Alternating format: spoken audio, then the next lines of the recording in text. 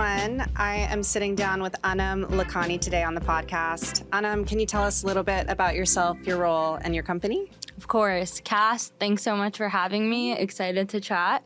I'm the co-founder of Alinea Invest. We're an investing app for Gen Z, first-time investors, anyone who's felt like they've been left out of the conversation when it comes to money and finance. We have over 500,000 downloads, and we started as a school class project. That's amazing. So yeah, can you tell me a little bit about when the company started? That's crazy that it started as a school project. Yeah. So Eve, my co-founder, and I, we actually met in class and we were working on our Where'd you guys go to school? We went to Barnard. Okay, cool. Which is in New York. Here in New York, so uptown, so not too far from here. Well, a bit far from here, but yeah, not too far. We're in the East Village today. Yeah, so we're on the Upper West Side is where Alinea was born. Mm-hmm. And so we had both come back from internships on Wall Street. And we were like, okay, we have money for the first time, but once you're kind of done, like making that purchase you want or going through it, it's like, what do you actually do with it? And we were so frustrated because we saw all of these guys and our guy friends investing, but none of our female friends were talking about this. So our hypothesis was to build a platform that really caters to this population that's been left out. Okay, and what year did you guys... Wow, it started way back fall of 2018 was when we were in the class. And you were juniors, seniors? Senior in college. Seniors. Got it. Yeah. Okay. And so was your co-founder, what's her name again? Eve Halimi, okay. Yeah. All right, Eve Halimi. So was Eve, she was in one of your classes at Barnard, and you guys... How did it come about? Did you have a conversation about it? Like, you had a project and then... Yeah, actually, so we were in this really small seminar class, and I asked her to be my class partner. I was like, hey, didn't really know her that well, and we just started chatting about all the different problems around us. So we started with like a nail machine that does your nails to like an art project, and then we started talking about money and finance, and we were both just like obsessed with this idea that none of our friends were as financially literate, including ourselves, when it came to money. It wasn't a topic that any of our friends were talking about. And for me, I had this really particular light bulb moment when I was working on Wall Street and I was interning. And, you know, I'm child of immigrants. So the narrative has always been go to school, get a really great, get good grades, get a high paying job. And so I got to that point and then I realized it's like, you can get a very high paying job, but if you don't know what to do with that money. If you don't invest that money. And if you don't invest that money, like you're stuck. You're stuck in a cycle. And so it was really at my summer internship that this guy next to me who was my age was like, I've been investing since the 8th grade and I've made enough to like pay off some of my college tuition. And I was like, and a lot of questions came up. I was like, am I stupid for not knowing how to do this? Is this something I've never been taught? And then I started talking to all my girlfriends. I was like, do you guys know how to do this? And every single person just said, no, like, I don't. And I was like, okay, there's something going on here. And especially coming from a background, I'm also a child of immigrants, and that wasn't something that was discussed. My mom was, a refugee of the Vietnam War. She came to a refugee camp in Ohio with like nothing. For her, just getting a job in America was like a hurdle in and of itself. Just securing the job, making money, salary, that was enough. Yeah. But then, when you are educated, you worked on Wall Street, and so you saw firsthand how people actually build generational wealth. Is not just like working hard, elbow grease, which is very much the immigrant story. It's like you really need to make your money work for you by investing. I am so happy with your mission and like your product and what you're aiming to do. So what makes your company different? How do you guys... Tell me the growth story. Yeah. So we're in this, I'll go in chronological order. So we're in this classroom, really passionate about this idea because we're like, there's clearly something going on here and no one's really solved this. And we get that feedback all the time. A lot of our users are like children of immigrants. We get a lot of Gen Z and they're like, parents never taught us and we know this is something we have to do. So we're in college, and at this point, like doing startups is not cool where we're at. It's not even really a possibility. I had a return offer to go back to banking, and Eve had like a job ready to go, and she was going to go work for a late stage startup. But for some reason, the class ended and we kept working on this project. And I honestly don't know what we were doing. You just believed in it. We just were like so excited to be doing what we were doing. We weren't thinking about revenue or like we wrote this like vague business plan, but like we were just so excited to like keep going. So we were working our full-time jobs and then we'd meet up on weekends and we were ideating on this and like drawing out sketches. I honestly don't know what we were doing, but we were making progress. And then I was at my investment banking job for about 6 months and COVID hit and really just had like an existential crisis. I was stuck in the suburbs and really thought about what I wanted to do with my life. And I was like, when is the right time to start something, you know? And I really pondered on that question.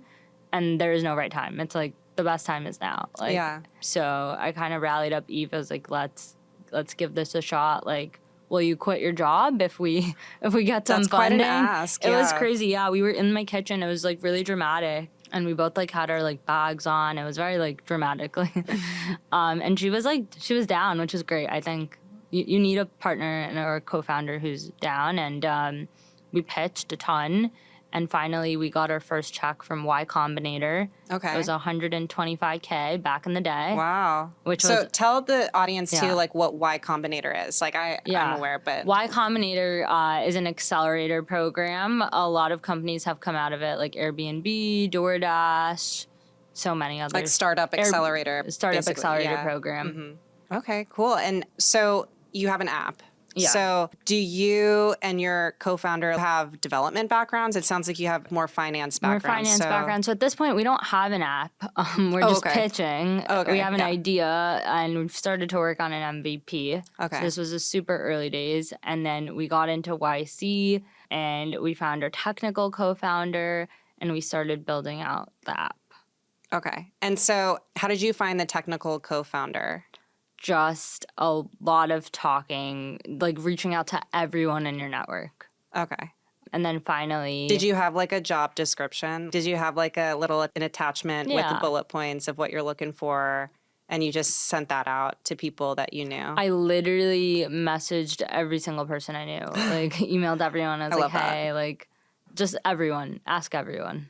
Okay. And so tell me about this technical co-founder. Can you describe why did you choose to work with them? What about this person? Yeah. So Dan is our technical co-founder. Or what's his full name? Daniel Nissenbaum. Okay. Amazing. It was actually a funny story. There was like this book face posting, which is Y Combinator's social media site.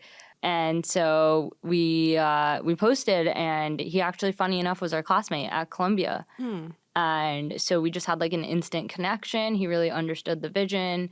He was working at JP Morgan before, and he was super excited about what we were building. Yeah, and it's great because we all went to school together. Cool. So what was the process for you? I know that you had sketched out, ideas and, you're working on this MVP. How did that conversation go with Dan insofar as allowing him to build it out? So we had something built out before Dan joined. We had worked with like dev shops and other stuff and the really scrappy stuff you have to do to get something off the ground and running. And honestly, product is just so much iteration. Yeah. For like the first year or two, I think we were just iterating on the product. And it was really frustrating because nothing was working. But it wasn't like a 1, 2, 3 step process. It's like, you try something, you get it out, then you try something again, and you get it out, and you just keep doing it until you have some learnings. And what was that iteration process? User testing or like your initial base of users? Really curious about that. Yeah. Yeah. So I'd get on phone calls with users like multiple times a day. From like the research phase till the product iteration phase. Until this day, we always try to stay in touch with our customers. I run customer support a lot of the times, like pop in, see what people are saying. And really what we found is that, number one, the biggest problem is I don't know what to invest in. Mm-hmm. And we really needed to solve for that.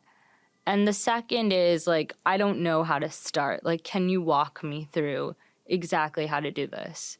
So we found that those were the biggest problems. And the way we've solved that today is when you get onto the app, we have this AI assistant named Ali It's an orb. She'll talk to you, ask you a few questions about yourself, and come up with a personalized plan just for you. And you can set up a monthly investment, and it's automated. So Cool. It's a great solution for beginners. Great. So tell me about, and you touched on this a little bit in your introduction of your company, your ICP, your ideal customer profile. Yeah. Yeah. Who is your product for? Yeah. So it's a 18 to 24-year-old woman, most likely, or child of immigrants, Gen Z, who's just come out of college. They have their first paycheck, and they're kind of stepping into adulthood, and they're taking that step with their money. So that's our ICP generally. And how do you approach marketing and outreach to get new users? Yeah. So we tried everything in the books. Like, we were giving out donuts at college campuses, boba, and we didn't really want to get on TikTok. I was really shy. Like, that's not I have no like social media background ever. Like, and we spoke to one of our advisors, and he was like, your biggest regret in life will be not getting on TikTok as founders and like telling your story. And so we put out a TikTok about our story, I think August 2022, and it went semi-viral. It got 500,000 views. Wow. And was it just like on your iPhone? It was just like some like stitched up video about her story. Like, I did the voiceover, super low production, and we're like, wow, like I think there's something here that we can keep doing. So we've really used short form video content to reach our audience and grow. Yeah, and I think that especially who you're trying to reach, like Gen Z, there's a lot of research that comes out about consumer behavior for this cohort. Everyone's obsessed with figuring out how younger folks buy. And I think the common thread is, younger people, they really care about the story. They want to have this deeper relationship with a brand and a company. And I think that it was really smart of you to work through your shyness to, put out TikTok. Are you like, you're on my podcast today. Thank you so much. But do you do things like this often, or how do you present yourself to the public today, if at all? Yeah. All the time. I think there's a few learnings that we've had. Number one, people don't want to follow brands in this day and age. They want to follow people. Mm-hmm. And so even I do the content till this day. And look, we really built Alinea because we wanted people to not feel excluded. Alinea was really meant to include everyone who's felt left behind. And so having our voices and us being the face of this brand is important, because a lot of people resonate. Every time I talk to someone who's downloaded the app, I'm like, how did you come here? They're like, I felt connected and I felt like this was relatable. And that really is the whole point. There's not a lot of fintech brands that are taking a stand on that, or that are building that personal relationship with their community. And I think that's what really sets Alinea apart. Yeah, and I think you guys are really doing things right in terms of, your copywriting, your messaging. It feels very inclusive. And I think one thing that you mentioned earlier was how you and your friends, you weren't talking about investing. And I can relate to this too, where you start investing and you feel like you're late to the game, or maybe you're like, why haven't I invested before? Am I bad? Am I dumb? Yeah. And money is like a very sensitive, emotionally loaded topic. People have a lot of feelings around it. So how does that inform how your marketing efforts, I guess? Yeah. Again, like being very relatable and like meeting people where they are. I think my biggest qualm when I was trying to invest was there's no product or brand that meets you where you are and says, hey, like every brokerage account you open, or if you have to start investing as a beginner, you have to meet them where they are. You have to learn how that platform works. And we wanted Alinea to be able to meet users where they are. So we want to get to know you. We want to build an experience for you that's easy. And if you're like, I want more education, we want to give that to you. If you're like, I'm good, I want to just invest in some stocks and create my own playlist. Playlists are collections of investments on the app. Like, we want to meet you where you playlist, are. I like that. Yeah. That's cool. It's a super fun feature we have, and it picked up a lot of virality. We actually got featured in the New York Times for that. Oh, cool. So it was really cool. So what were some like major turning points for your company early on? Obviously getting on TikTok, that was huge for us. We grew a lot of our community and our audience through that. We launched our Alinea automated playlist. So before the product was very much, we had these playlists and it was very Spotify-like for investing. You could come on, create playlists, share. There was a social feed. And cool. We kind of found that the social feed didn't really address a lot of those emotional and psychological barriers you face before you start investing. And so we invested a lot of time building out a very robust onboarding because, again, we found that one of the biggest pain points is I don't know what to invest in and I don't know how to start. Yeah. And if a lot of our product, I think investing is 80% getting started. Because once you get it going, and the safe way to do it is you just automate it and you basically are very hands off and you let it grow over time. So we invested like over a year just perfecting our onboarding. We're still making it better. But it really gets to know the user. It's a conversation. It's very interactive. And that was a huge turning point for us. We saw like our funded account rates really go up. We saw a lot of people, the retention went up. Once people went through the onboarding, they were coming back and investing more. And again, it's great to see that all of our hypotheses in the beginning of this business held true to this date. Cool. So I want to talk a little bit about your background, kind of, you went to Barnard here in New York. What was your major? Econ, okay. Basic. And then would you say there were experiences in your younger life that helped you know what career direction you wanted to go in? I just want to understand the seeds of your entrepreneurship. Yeah. So I grew up in a family. Both my parents, they ran small businesses. Oh, cool. Very typical immigrant. They'd come here with no education. Where are your parents from? They're from India. Cool, okay. So they immigrated here when they were super young. And I just watched them try so many different types of businesses, whether it was in food or like convenience stores. And I think about it now. I think I really internalized a lot of that. And so that was sort of the story. I was going to be, I don't know, at one point maybe like a doctor, one point a lawyer. And then I started doing investment banking and just quickly realized that I wanted to do something entrepreneurial. And it really made a lot of sense for me. Cool. And also I want to understand for you navigating being a business owner, a founder as a woman, do you feel it has been friction associated with that at all? How old are you, first of all?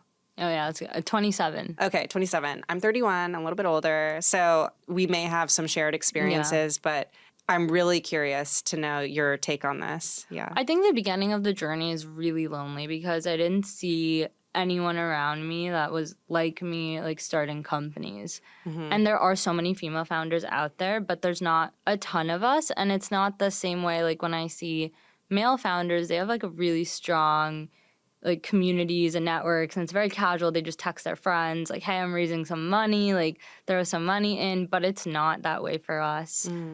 And the ecosystem has evolved a lot. I think Why do you think it's not that way? Just because it's not, I don't think you don't feel as comfortable? I don't know if we're I don't know if we're socialized to just like throw in money to our friends' businesses, or it's not typically the patterns I see. But I see it's way more common with guys are just like throwing a few $1,000s into my buddy's startup. Like that's normal. Yeah. But on the optimistic note, I think the ecosystem has evolved a lot.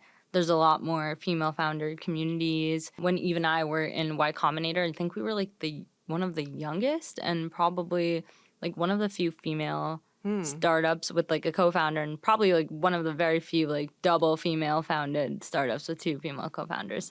But it was a really great learning experience. I think it's been an advantage in a lot of ways as well. Like there's a huge market for what we're doing, and our competitive advantage and our founder market fit is being able to connect to our audience and our community. You are your audience. We are our audience and build a product for them. Yeah. So I don't know for my personal experience, I think some of my biggest champions and the people who have lifted me up and helped me develop as a professional have been women, for sure. Has mentorship played a role in your... I have the best story ever. So great. I was just like, searching on the internet, and I found one of my biggest mentors to this date. Her name is Ashley. What's her full name? Ashley Aiden. She's great. Everyone should check her out. I love shout-outs here. Love shout-outs. And I just like randomly emailed her. She was at MIT MBA, and I think I was considering MBA at the time as an option. And I started chatting to her, and she's like, I'm in VC. I was like, hey, like I have this startup idea. What do you think? And I sent her a deck, and I didn't think she'd respond. And she's great. She sends me back like a detailed notes about how to make the deck better. And then I start chatting with her. And this was back, we were chatting in like 2020. And it took, I think we got our YC investment end of 2020. So it was beginning of 2020. And I called her up. I was like, hey, I got like a check. And she goes, I'm going to angel invest. And she was like, it was so crazy because we were randomly connected and we were chatting and we developed this relationship. And she was one of the first checks into Alinea. And to this date, she's an amazing mentor and we're always texting, and she is one of our biggest champions. That's so cool. Yeah. So for other folks that want to have a mentor, what is some advice? You definitely put yourself out there reaching out. What advice do you have for people? I think like reach out. Like if you're not emailing a ton of people and being annoying, like you're going to get a ton of no's. Yeah, like, of course. Yeah.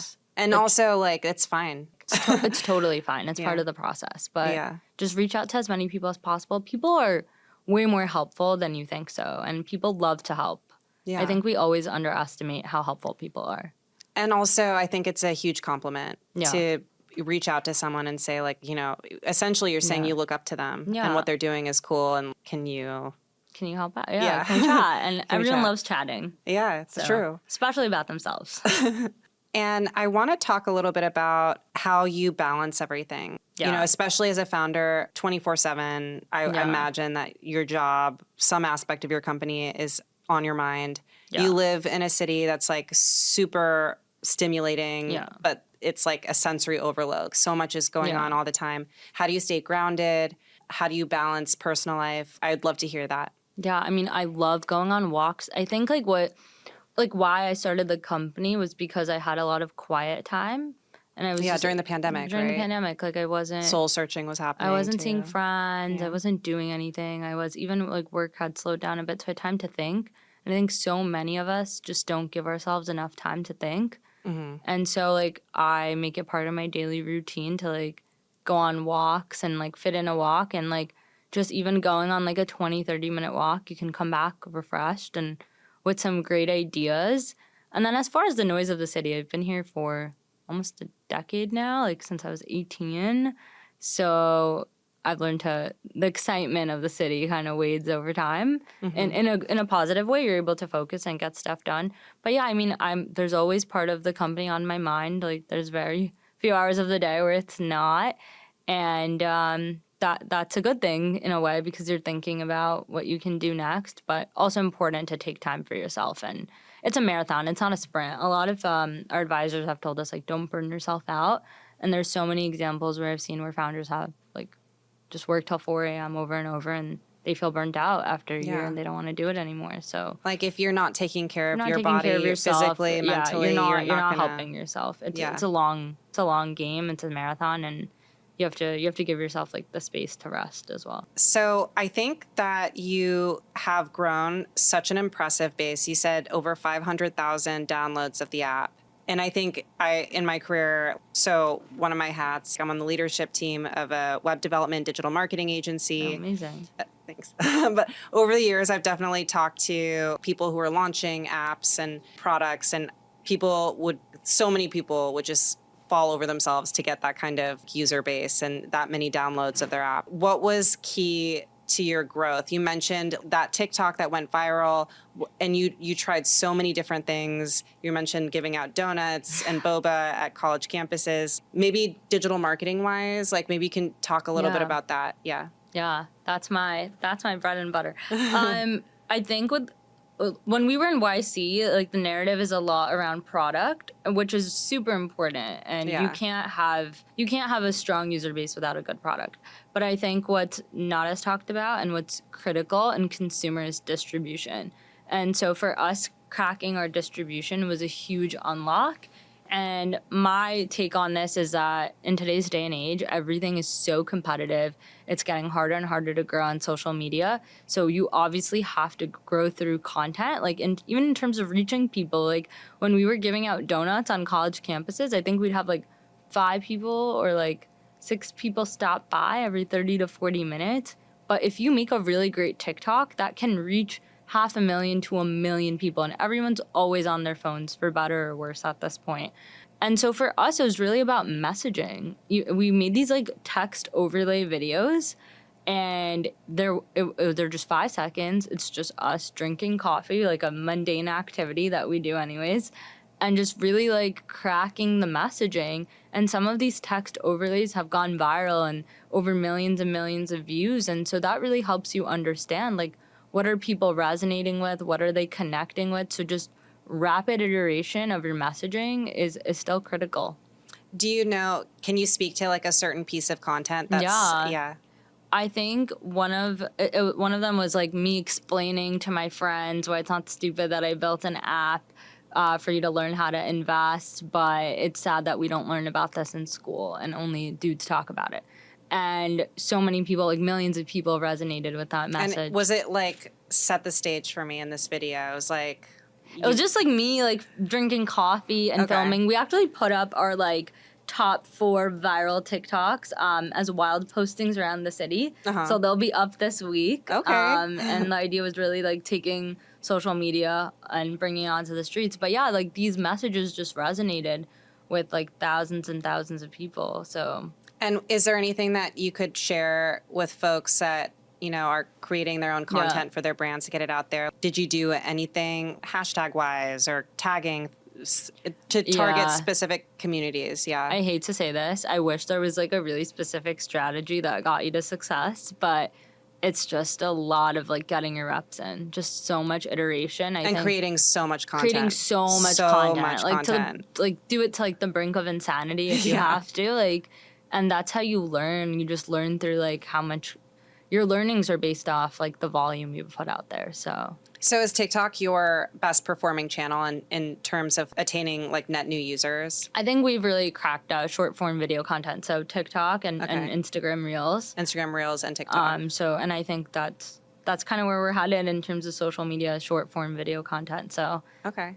And do you have a social media manager? Is that you? It's me. Even I do. Okay. There's an article that recently came out, and it's about like founder mode, and Paul Graham wrote it from YC, and like we're very founder mode with our content, and it's allowed us to learn a lot. So I encourage anyone that's listening, like before you go and hire someone, like get your reps in and see how you do. Chances are you'll probably put in more reps and give it a better shot than hiring anyone. And also, there's many reasons why you want to tackle it yourself. As a newer company, you want to have your dollar go further. Are you your own social media manager? For this? Yeah. Well, I actually do work with some people on my team at my age. I have the luxury of that because marketing agency. But in terms of, you know, putting together the content and the guests, that's what I do. But so doing it yourself, making your dollar go further. But also, I think you learn a lot in that process. Yeah. And then when you're at the position of, you know, hiring someone to do social media on your team, or maybe hiring a contractor, hiring an agency like mine, you're able to give much better directive and scope to them so that they can hit the ground running, work off of, okay, this is what's working, what's not. But yeah, I guess maybe how has your youth, maybe your age, I mean, you're the youngest in your cohort at Y Combinator. Yeah. How did that play? I think like as we get older, we start overthinking things. And I think like I'm glad I started Alinea when I did, because I wasn't overthinking anything. I was like, I'll figure it out as I go. And that's sometimes a really good mindset to have. Like just figure it out as you go, because if you're that determined, you're going to figure out a solution. And every time I start like overthinking things, I try to like go back to that like 23-year-old mindset. It's like, all right, we'll figure it out as we go. Because there's so many people that are just going to say no to you, or say like, this won't work, or you won't be able to do this. Like one of the biggest pieces of feedback we got is no one ever is going to pay for an investing app. And like tens of thousands of people have. So, so you have to just like kind of go back to like, your own hypothesis and like your own delusional way of thinking before the other opinions creep in. Yeah. Also, what does Alinea mean? Can you give the That's story of the a really name? good story. So Yeah. Eve, my co-founder, is French, Okay. and so we were brainstorming names, and we wanted, I don't know, we were thinking of different things. A lot of them were very cheesy, but then she came with Alinea, and I was like, wait, I really like that. And in Latin it means a new chapter, or like a that's new nice. paragraph. It means to Yeah. indent. So Alinea Invest is a new chapter in investing. Okay, very cool. And we were obsessed. I was like, we're never changing the name. Like, I love Alinea. And so what's on the horizon for Alinea? Maybe do you want to highlight some product? Yeah, we're super excited. We're making the product, we're adding a lot more education to the products right now. We have hundreds of lessons. We'll be adding quizzes, like questions for the day, and just being able to build out your knowledge when it comes to financial literacy. We're working on personalizing the product a lot more. So on every touch point of your investing journey, like coming up with tailored solutions just for you. And really utilizing like our AI assistant, Allie, to be there with you on the journey, whether she's giving you a lesson or telling you if you should be investing more or by how much, and really making the whole experience about you and what your goals are. Cool. Can you tell me about your user base? Are there any interesting patterns that you didn't expect? Yeah. Yeah. So 90% of our users are first-time investors. Okay. And I believe the stat is almost over 80% are female, which is great. I think we're the most female-oriented like investing platform out there, which is very exciting. And yeah, around 70% are Gen Z. Okay, very cool. And in terms of speaking to a Gen Z consumer, what are your observations of people have a lot of opinions and what is maybe your user testing telling you? Share with me. Like, you have to keep it authentic. Like, Gen Z, if it looks like an ad or it feels like an ad or if it feels like really promotional content, it's probably not going to work. Yeah. So you have to really deliver something in a very native format to the platform, whatever it may be. For TikTok, for us, it's short form video content. And we don't do anything very high production. It's just us with the camera, like getting on there, talking to our audience. And I think a lot of people have connected with that because it's just raw and authentic. Cool. Let's see. What else do we want to talk about? Maybe someone that you really look up to, women that you really look up to. You want to talk a little bit about that? Yeah, actually, before I was here, I was listening to a podcast by the founder of Solid Core. Her name is Anam Lakhani, if I'm pronouncing it correctly. And I heard her talk at an event a few months ago, and she's super cool. She bootstrapped Solid Core and scaled it up. In terms of tech, like so many founders come to mind. Payal Kadakia of ClassPass, Whitney from Bumble, so many. Melanie Perkins, Canva. Yeah. And are there any things that you look out for as learnings from them, or is it more an aspirational, like they grew their platforms? Yeah, I think both. I think so many of those companies have offered like a consumer subscription model. They're consumer facing. And, you know, I think Bumble has done such a great job with like the female lens marketing. It's something we opt to do and we try to do as well. So many different examples out there. And I think there's so much more room for products tailored to different demographics. And I really think that'll be the future of consumer. And how would you describe female lens marketing? For the girlies. For the girlies. How would you maybe content that would be for the girlies? For the girlies, yeah. Yeah. I know that some of your videos have been like you talking to your friends over coffee. What are some other things that you think resonate really well with the female audience? I think it's, again, just like meeting people where they are. Like, it's not overcomplicating it, but just saying like, hey, we built this for you. A lot of times addressing the audience really helps and explaining the pain point and why it's there. So building that story and that community and that connection, especially with investing, right? Investing is traditionally a very male-heavy demographic. That's where it leans. It's very technical.